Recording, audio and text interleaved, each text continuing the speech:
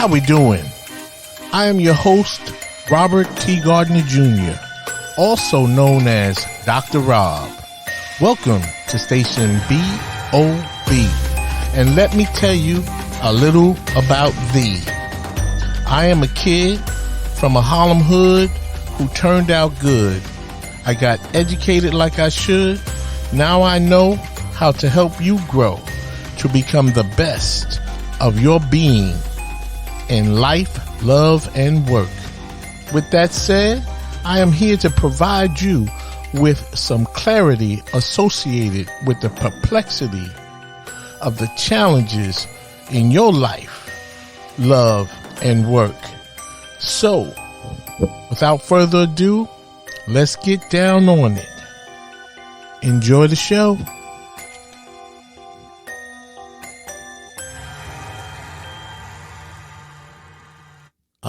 Yes. Welcome once again, my friend, to Station BOB, where you listen to learn how to become the best of your being in life, love, and work. I am your host, Dr. Rob, and as always, I am excited and happy to be with you once again today.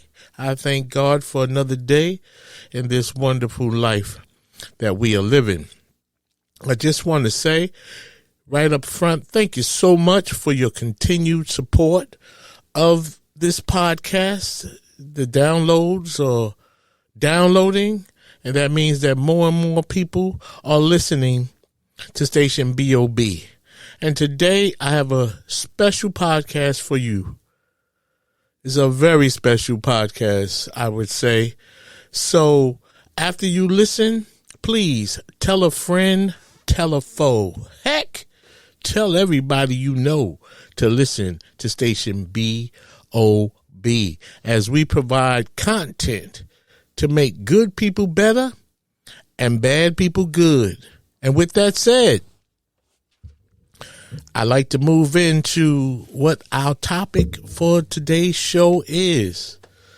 The topic is Gardnerisms. Let me just say, you know what Gardnerisms are. If you don't, let me just help you. Gardnerisms are sayings that I have to help you think about life, solve problems in life. You may find them funny, but they're good to know and understand as they help you look at your circumstances or your situations differently. So now back to the topic. I just wanted to break down what Gardnerisms are for the record. So today's topic is Gardnerisms equal algorithms. Now, for the record, let me just give you a simple definition of algorithms so you understand the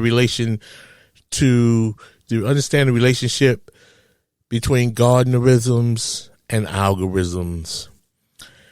Algorithms is a noun, and it's a process or set of rules to be followed in calculations or other problem-solving operations.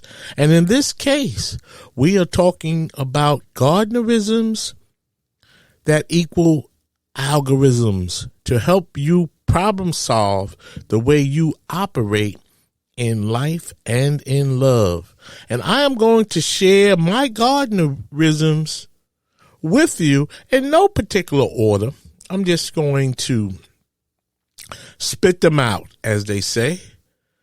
And then I will provide, a meaning, a definition, or maybe even a brief discussion so you know how to apply that particular Gardnerism. And in addition, I'm going to share one or two Gardnerisms that my father used to share with me, and I might have one or two from my wonderful wife. So, let's get this party started. Some men are just tall, and that's all. Now, what does that mean? Well, simply, all my life since I started partying, the ladies, they all seem to love tall men. It's just something about that tall guy.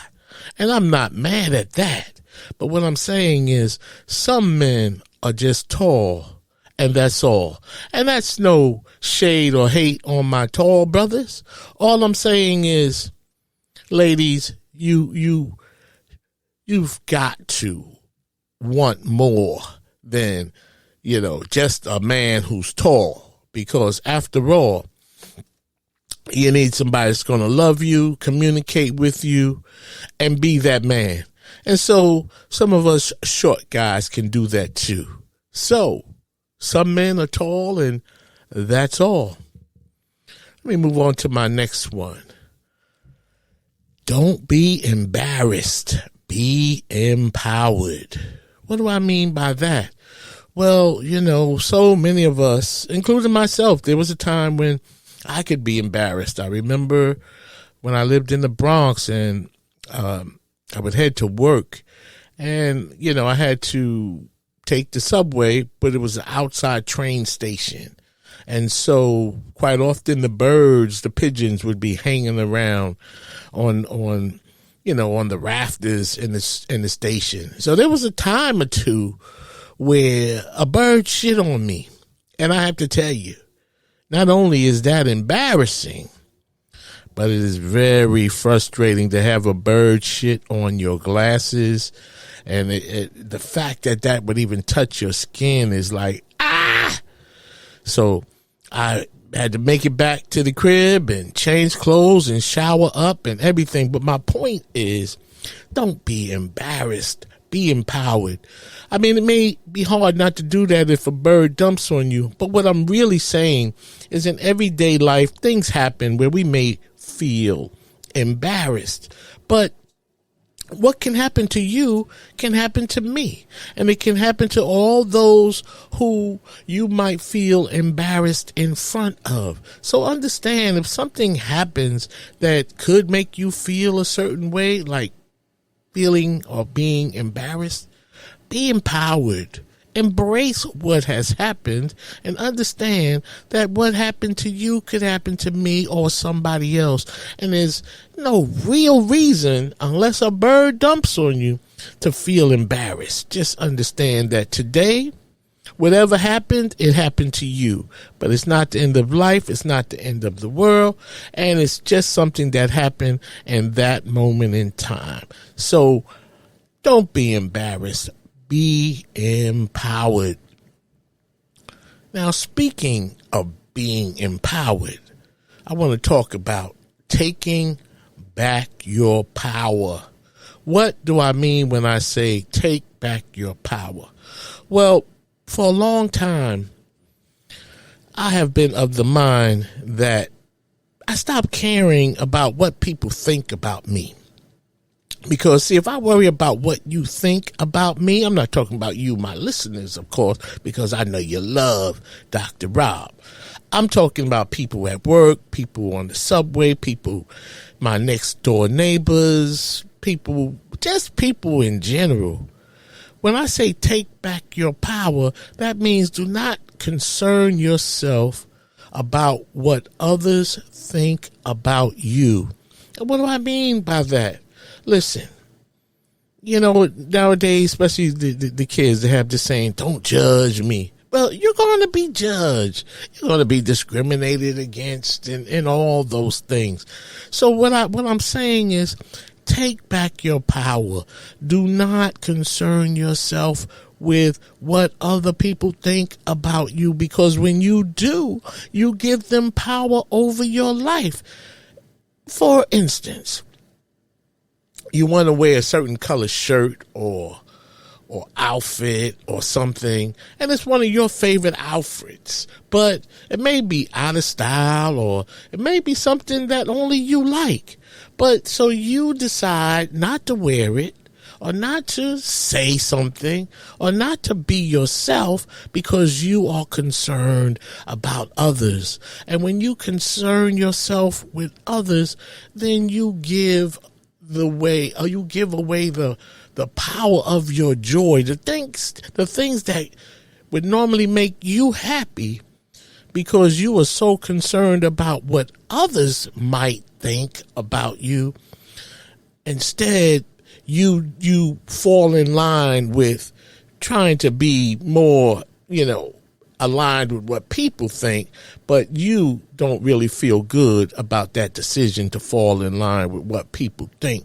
So when you don't feel good, then you don't experience the joy that you could normally experience. So take back your power. Do not concern yourself with what others think about you. You know, I don't care about what my neighbors think. Let me tell you why. Because you see, your neighbors, your goody two-shoe neighbors, you know, they look at you and they might frown upon you if they see that your child might be on drugs, or you might have a gay child, or you may have been inebriated, you know, to the point where you're drunk, and so you're feeling some kind of way, some type of embarrassment. But see, the thing is that your neighbors, they have the same problems. They have gay children. They have children on drugs. They have people who drink too much, or who may drop out of school, or who may drop out of college. So I don't concern myself with what the neighbors think, because what the neighbors think, I think too. And what happens to me can happen to them, and more than likely is or already has happened. So don't take back. I'm sorry. Do not concern yourself with what other people think about you. Take back the power so you can be filled with the joy of what you want to do with yourself and your life. Speaking of life, my next Gardnerism has everything to do with your life. Matter of fact, this Gardnerism is the title of one of my books, my latest book, Light Up Your Life. Look inside for enjoyment. What do I mean by that? Light up your life. Look inside for enjoyment. You see, what happens is we're looking everywhere else for fulfillment, for enjoyment. We look everywhere else but inside. Okay? We're looking to see how many likes we got on our last post. We look to see how many likes we got on our last post to Instagram. We're looking to see how many people are liking what you said or what you're doing or the pictures you have on Facebook. We're looking to see how many people like what your tweet. Understand this. Most good things work best from the inside out, and that would include us as human beings. So when I say look inside for enjoyment and stop looking outside, because there's nothing out there but people who are throwing shade, throwing hate, judging you and all those kind of things. Work on your inside, improve your self-esteem, learn to love yourself, learn to let go, learn to understand and believe that you are enough. And when you come to the point where you understand that you are enough, then you're going to be on the right side of the good things. So keep that in mind. Most good things work best from the inside out. What about this one? Real men cry. You know, I came up at a time where on the street the saying was real men don't cry. Well, let me tell you about what happens when men and or women don't cry. Then your issues, your situations, your circumstances, whatever's eating at you, it will build up and eat you alive. And so when you don't cry about it, when you don't talk about it, then you will act out about it. You will punch a wall. You will throw a chair. You might even hit somebody you love and didn't mean to strike that person in a hurtful way, like your wife, like your girlfriend, like your child. So real men cry. I have to tell you, each and every time that I've cried, I felt so much better afterwards. I mean, what do you think we have tears for? Our tears are not intended to wash our face, okay? Our tears are there for those real emotions that after there's nothing else left, then let the tears flow. Real men cry. Because if you don't cry about it or talk about it, you will act out about it. And on that same vibe, this next one is good. This next Gardnerism is another gem. But before I get to that one, I have to let a promo in. Have you read any good books lately? Your host, Robert T. Gardner Jr., also known as Dr. Rob, is the author of 3 great books. In his first book, The Choices We Make, Robert takes a look at relationships to help readers learn how to have a good relationship with themselves before they can have good relationships with others. In his second book, Access Denied, Robert brings an eye-opening perspective about what happens to children and fathers when their relationships with the mothers of their children end on bad terms. Robert explores what he calls child porn, when a parent, usually the mother, uses a child as a weapon to hurt the other parent. Robert provides a let-go lab in his book to help parents find positive ways to resolve their issues in the best interest of their children. Light Up Your Life is Robert's latest book. Robert writes about the fact that we are all born with a special God-given talent. Even though we are all born with a special talent, most of us miss our true calling. In this book, you will learn how to find your special talent and light up your life so that you can become the person you were born to be and live a more fulfilled, purpose-driven life. Books are available at barnesandnobles.com, amazon.com, and Robert's website, relationshipreadiness.org. Thank you, and back to the show. All right. It's a nice promo. I want to keep my books on your mind and your mind on my books. As a matter of fact, many of my Gardnerisms are in my book, and so they are there for the taking if you want to use them and apply them to your situations and circumstances in your life. So to continue on with the topic, Gardnerisms equal algorithms. Oh, this next one I think is good because I think more of us have to become aware of how to manage our emotions. And what do I mean by that? I mean that we have to learn how to think more and feel less. What do I mean by that? Think more and feel less. Well, quite often we get caught up in our feelings based on our problems, our situations, and circumstances. And so if we feel more than we think, then that's going to contribute to feeling bad, feeling angry, feeling sad, and all the other bad emotions that come along with having problems, situations, and circumstances. So if we learn to think more and feel less, what I mean by that is to start to think about solutions, resolutions, assess the situation, the circumstances, the experience. See, when we think more and feel less, then we become less angry.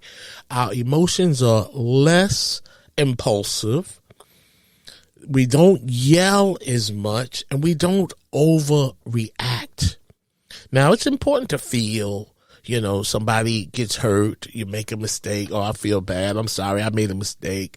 It's Valentine's Day. Somebody passes away. Somebody gets married. It's your birthday. Those are the type of things that you have feelings about. You meet a new guy, you meet a new girl. Yes, you should have feelings about those type of things and situations.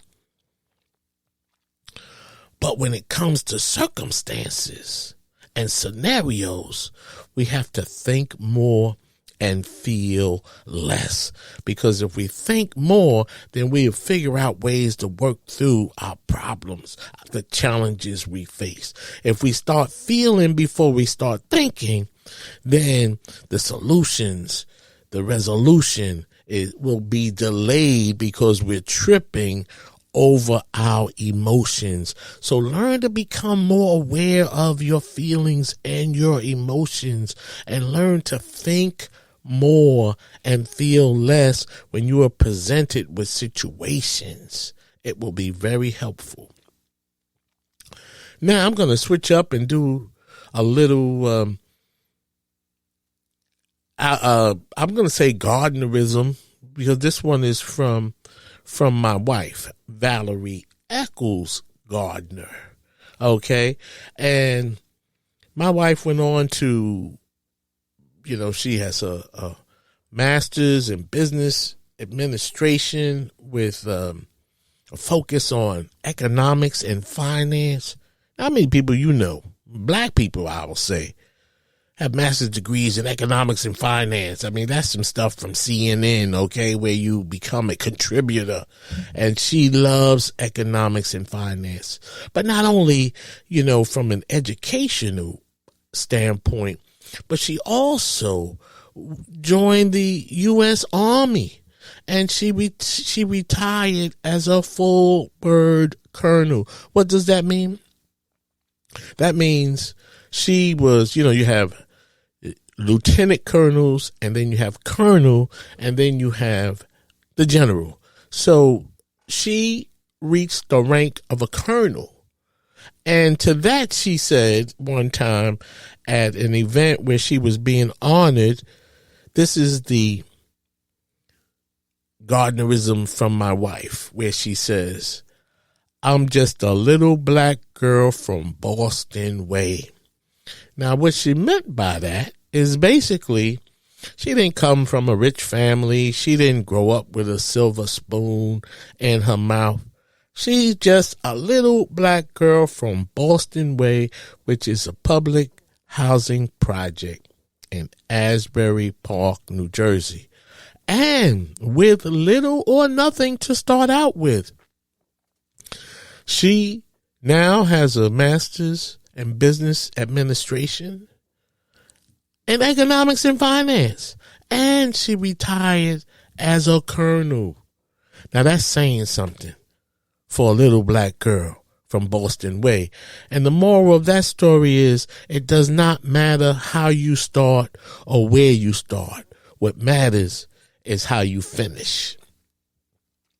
And let me just share another Valorism, because that's my wife's name. So let's just put her, name out there. Hopefully she won't get mad at me. But I'm going to give you another Valorism, where she says, your issues, the stuff that happens to you in your childhood, because sometimes for some of us, things happen. We get touched inappropriately. We may not know our fathers. We may be adopted. People die. We lose our grandmothers. People get sick.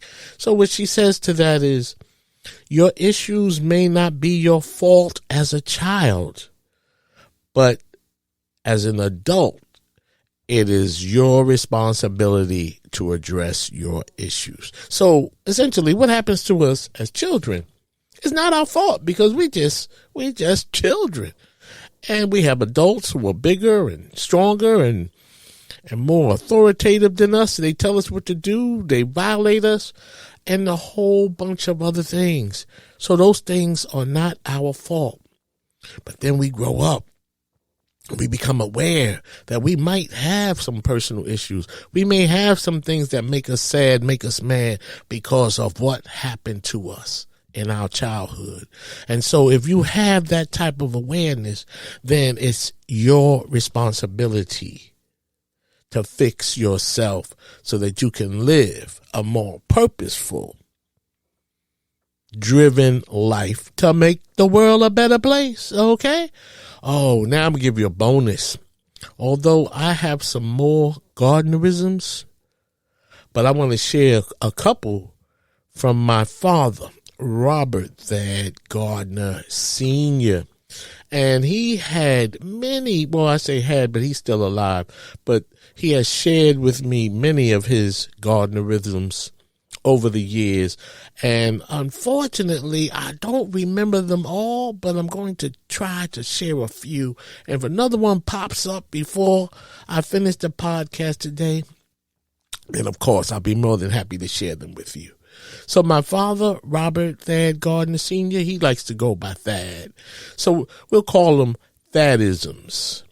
So one of his Thadisms is a knock is a boost. Now, what does he mean by that? Simply, he means when somebody talks about you negatively, they are really boosting you. They are really promoting you, because the person that they are talking to in a negative way about you may not even know who you are, but now they are talking about you. And so they are boosting you. They are promoting you. So embrace that. A knock is a boost. I love that one. A knock is a boost. He used to say, Rob, a knock is a boost. And so get boosted. You're not getting knocked. You're getting boosted. So this is another good one my father used to share with me. When we have situations, problems, you got issues with your credit card, or you're trying to return something at Walmart or Target or Target, whichever, however you call it, or Wegmans or Nordstrom's or a store at the mall. You're trying to return something, get some service, and that first person you come in contact with, they're just telling you, no, I can't help you. It's too late. Can't do anything for you. My father always used to say, Rob, we don't deal with no lieutenants. We go straight to the top. So in other words, when you get that first person on the front line that's telling you, no, sorry, it's too late. You did it wrong. You didn't complete this. You didn't do that. Nope, we can't take your merchandise back. No returns. Well, you don't argue with the lieutenants. You find out who's in charge. You go to the decision maker. Because see, many times we get caught up in our emotions and we start fighting with the first person we come in contact with that's telling us no. But we don't play that. We don't deal with no lieutenants. We go straight to the top. Now this one is for you single people. This is still a Thadism. My father used to always say when I was single, Rob, you got to always have two.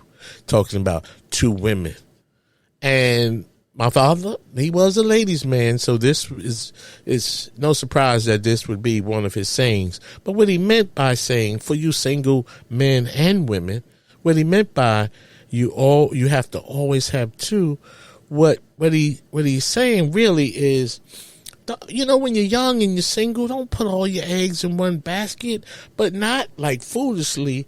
What he's saying is when you may have some problems with the main person. So if you have that other person who you can go to share your feelings with, maybe to communicate more, maybe to get a different type of, stimulation, some humor, some, intellectual stimulation, whatever it might be, whatever you may have in common with somebody else that you can vent or find, some peace in the moment, you got to always have two. So keep that in mind. That's for you single people. And I think with my father, knowing him, he probably meant that even when you're married. But he's not really saying cheat on your wife. He's just saying no, that you may need to have an outlet. And then another Thadism, the last one that I can think of, is my father used to say, Rob, you got to practice. What does he mean by that? You got to practice. He's not necessarily talking about basketball practice or tennis practice, but that's practice also. What he's saying is whatever you want to learn how to do. If it's public speaking, then speak publicly, more often in front of people. If that's something that you don't feel you're good at, then practice, volunteer. You have to practice. Whatever you need to do better, whatever it is, you got to practice. Okay? So those are my Valorisms and my Thadisms. And after we let this promo in, we're going to get back to the final version of the Dr. Robisms, aka Gardnerisms. Relationship Readiness Life and Work Preparedness Services, the place you come to for coaching, consulting, and counseling in life, love, and work. We are a multi-purpose service organization that will coach you up, educate, guide, and motivate you to succeed.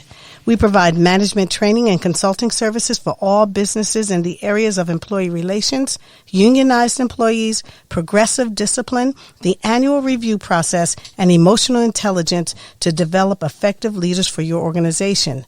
And our relationship counseling services for individuals, couples, groups show you how to become relationship ready with improved self-esteem, resilience, and self-awareness. To learn more about our programs and services, please contact Robert T. Gardner Jr. by email at changeagentrtg@gmail.com or request a meeting for a free 1-hour consultation at relationshipreadiness.org. Thank you, and let's go back to Station BOB. Okay, that's right. I got to keep my business on your mind and your mind on my business. And so we are going to continue on with the Gardnerisms, because today's topic is Gardnerisms equal algorithms. And I believe this is helpful. What do you think?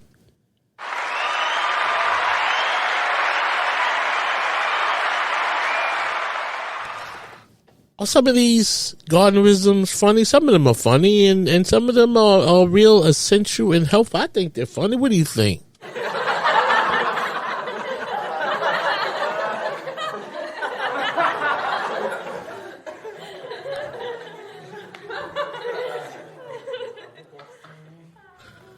And there hasn't been, I don't think I have delivered any bad algorithms. Have there been any bad algorithms?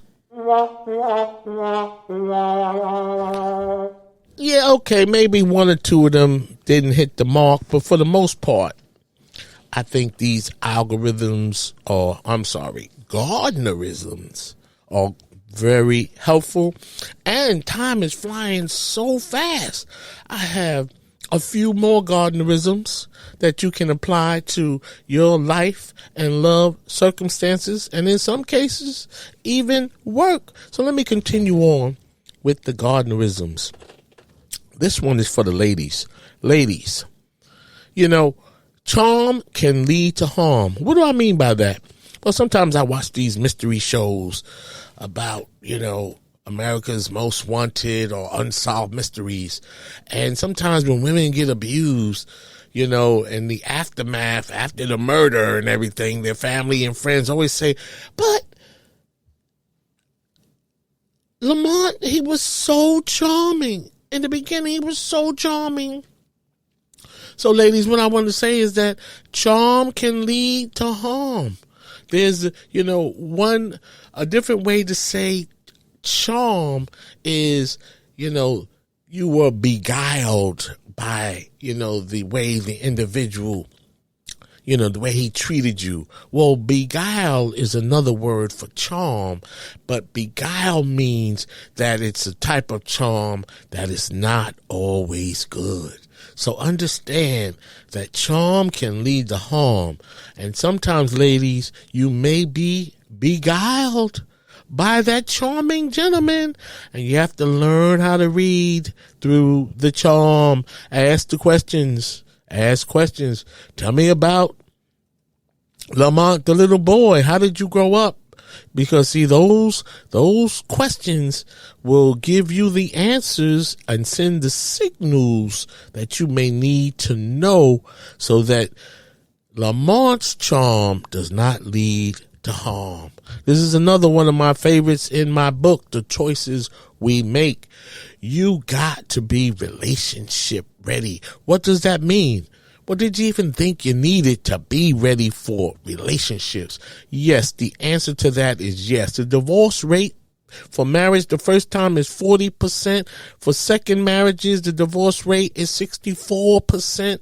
The third time for marriages, for divorce after the third marriage is 74%. You have to be relationship ready. What does that mean? That means that you have to be aware that you have issues. We all have issues. But we have to acknowledge that you have issues, learn to address your issues, learn to let go, learn to forgive, improve your self-esteem, learn to love yourself, and become relationship ready so that not only will you have good relationships with others, but you can also have a good relationship with yourself. The next Gardnerism, stop child porn. What is that, stop child porn? Well, many times, when couples' relationships end on bad terms, usually the mother, ladies, I'm not throwing shade, but this is a fact because the women, you guys wind up with custody of the children. And so quite often, and fathers do it too, quite often the parent that has custody of the child uses the child as a weapon, as a pawn. They use the child to hurt the other parent. So to that I say, stop child porn. Stop using children to hurt the other parent by not letting the father or the mother see their child during their scheduled visits, or you working hard in family court to make sure that the other parent who broke up with you doesn't get to see the child. That's the worst thing in the world that you can do. Not only for the father, but for the child, because in the end, the child is the only one that gets hurt in that scenario. Because if I'm a grown man, yes, I love my child. I want to see my child, of course. But eventually, I'm going to figure something out and I'm going to start doing something else. So children are prisoners of love. So we have to stop child porn. If women, if you really want to get to the guy or hurt the guy, make him take care of the children, because then he can't go play ball. He can't be at, happy hour, and he will find a way, just as you will find a way, but it slows him down. If you want to get at the fathers of your ex-mates, make them spend time with the children. Make them take care of the children. That slows down their player ability, for sure. Trust me on that. The next one is, love is an action, not a word, and it's not supposed to hurt. Quite often, people talk about, oh, I love you. Yeah, I love you, girl. Yes. And then we cheat on one another. See, cheating is not a loving action. People say, well, there's different ways to love. No. Love is not a word, and it's not supposed to hurt. Love is an action. What do I mean by that? This is another Gardnerism that's in my book, The Choices We Make. Love as an action simply means that we do loving things to make one another feel good. What good is it for me to tell you I love you and I'm beating on you or I'm cheating on you? That's not love. That's pain. Okay? So love is not a word, and it is not supposed to hurt. Now you go write that down. Okay. Do the right thing when nobody is looking. See, this is important. See, good people, this is not even about trust. This is about just understanding that if you leave me in my residence or I leave you in my place of residency, that you don't have no right or obligation to look through my stuff, to take the money that I left on top of the dresser or the dining room table. I remember years ago, I was with a group of people, some young men, my friends, and some young women. And one of the ladies had mentioned, yeah, if a guy leaves me in his house, while he goes to the store, I'm looking through his stuff. What? You don't have any right whatsoever to rummage through or go through anybody's things, because they trusted you enough, they liked you enough, respected you enough to leave them in their place of residence. When that happens, you go sit down, watch television, use the bathroom, but by golly, do not go through my things. Do the right thing when nobody is looking. It leads to good karma, and good karma leads to good life experiences. This is one of my favorites. If you change the way you think, you can change the way you feel. And if you change the way you feel, you can change the way you think. What do I mean by that? I talked about this earlier. Quite often, so many of us, we get into our feelings and we wonder why I keep feeling this way. Why do I keep feeling this way? Because we have to become active participants in our thinking. Speak to your feelings. When you feel a certain way, do not stand by on the sidelines like a cheerleader and cheer one bad thought on to another, and then you wind up in a very low place, feeling bad, looking sad and angry and mad. No, if you change the way you think, because you can do that, you can replace negative thoughts with positive thoughts. Become an active participant in your thinking. So I'm going to say this one more time. If you change the way you think, you can change the way you feel. And if you change the way you feel, then you will automatically change the way you think. This is one of my favorites. The wife and I, we say this one with the kids all the time, and hopefully you can share this one with your children. We say can, we don't say can't. You know, did you hear that? We say can, we don't say can't, because you can do anything. All you have to do is try. Because you see, essentially when you start saying, well, I can't do that, or you can't do that, no, I can't, that's like a subtle brainwashing to tell yourself that you can't do something. So you make excuses. When you keep saying to yourself that I can't do this and I can't do that, then you start to believe it. And quite frankly, I'm a little black boy from East Harlem, the Washington Housing Projects, and I have done so much, and I have come from so little, but I've done some big things, and I have never ever believed that there was anything that I could not do that I said that I was going to do. So, people, please talk to your children, talk to yourself, and let them know. Let this be the anthem in your house. We say can, we don't say can't, because you can do anything. All you have to do is try. Now tell me that ain't deep. Tell me that ain't deep. What do you think about that? What do you think about that?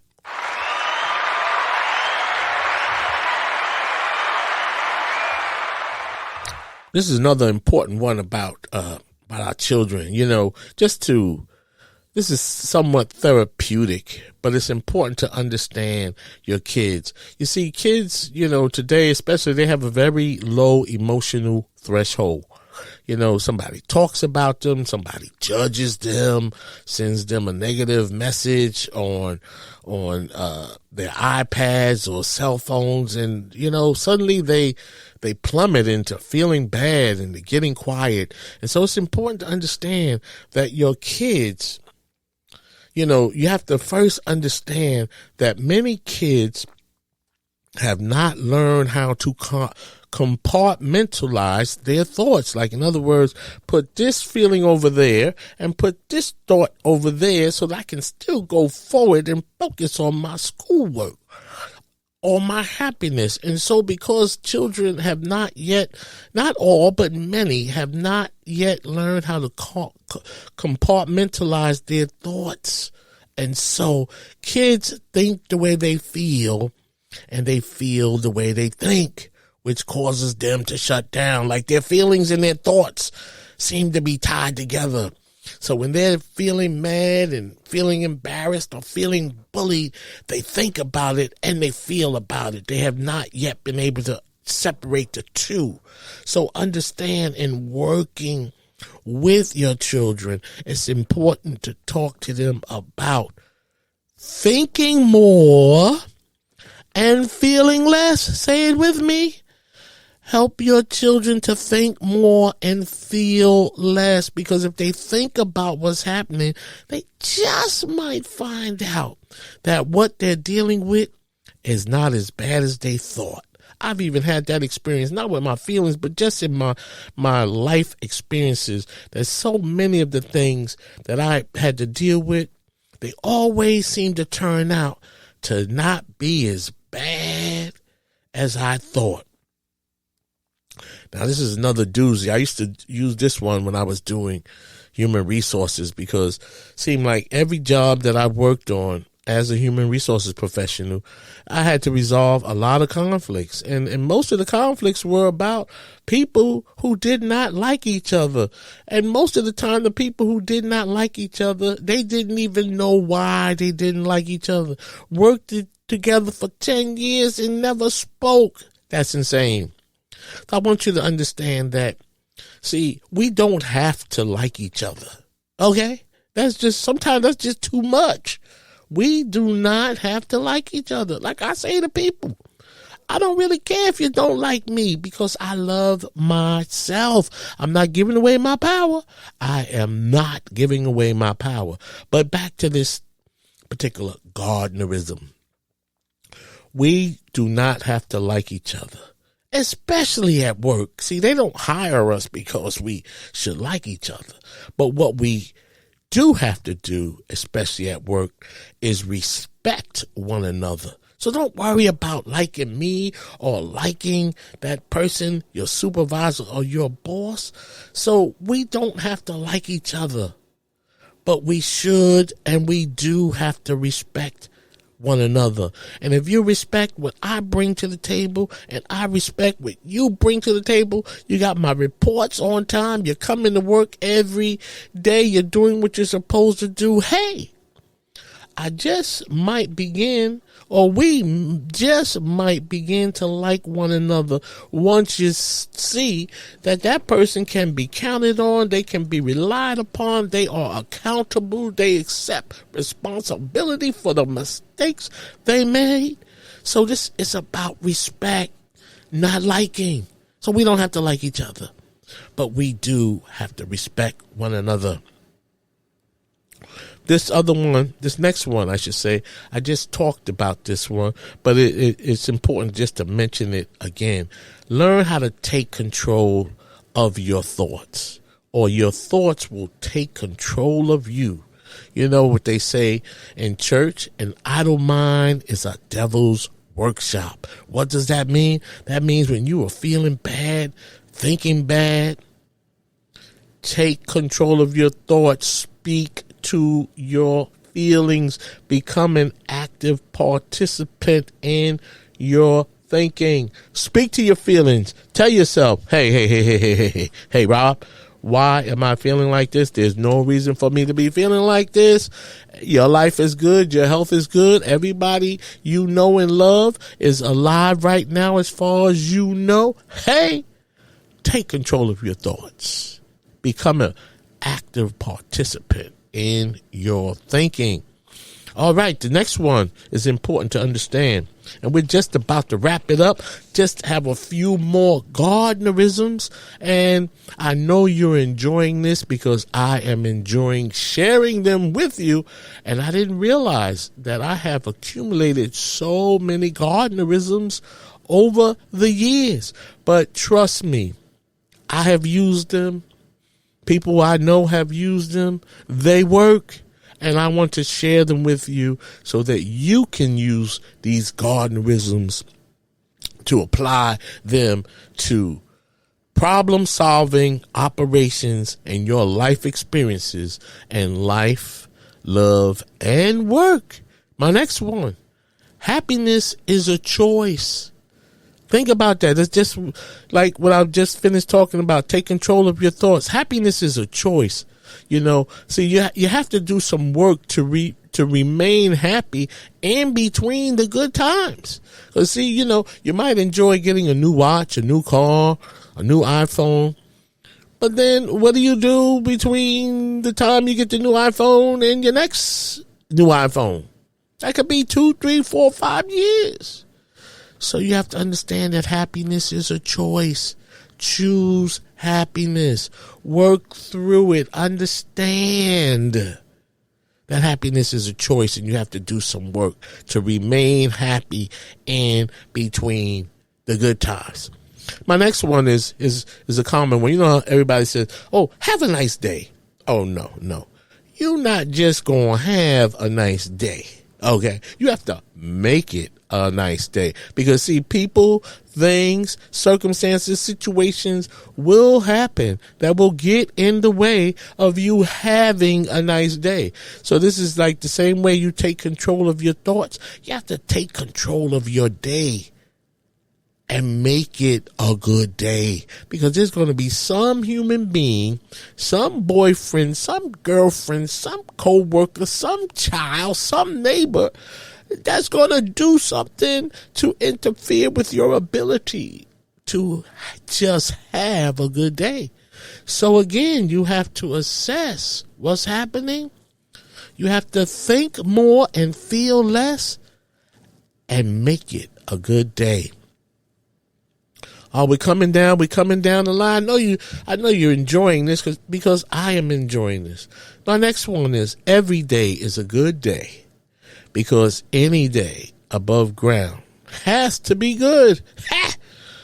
No explanation there. That one speaks for itself. Oh, this is a good one. I hear this a lot.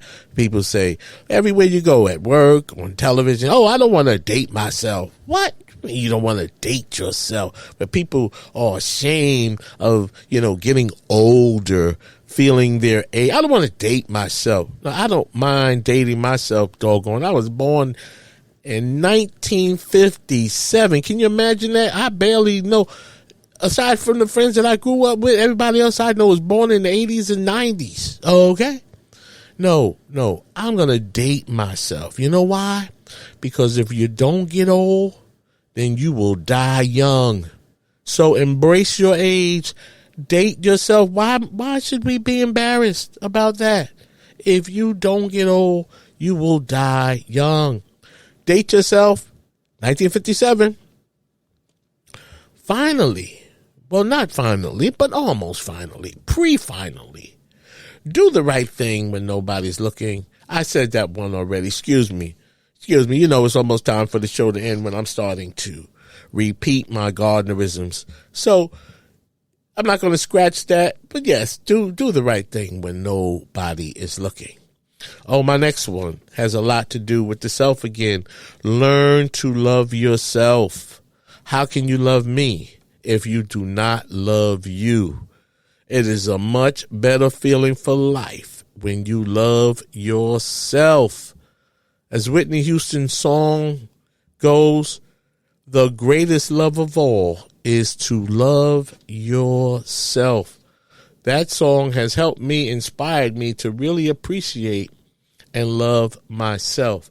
And that is it for all of the Gardnerisms and Valorisms and Thatisms that I have to share with you today. Hopefully, some of these, if not all of these, will make a difference in your life. Don't be afraid to use them. You can find them in all of my books, The Choices We Make, Access Denied, and Light Up Your Life. And let me just see what else. I hope that a few of these will help you, as I said. And for the future going forward, please follow, subscribe to this podcast. And remember, you can find my podcast anywhere you get your podcast from. And remember, as I always say, love is an action, not a word, and it is not supposed to hurt. Thank you once again, my friend, for listening to Station BOB. Until the next time we meet, I will talk to you later. Peace.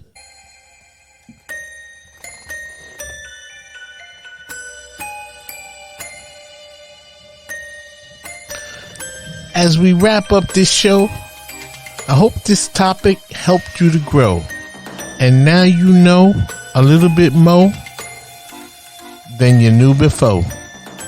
If you have any questions about this topic, please email me at changeagentrtg@gmail.com. See my website, relationshipreadiness.org, to learn more about my counseling, consulting, and educational programs related to life, love, and work.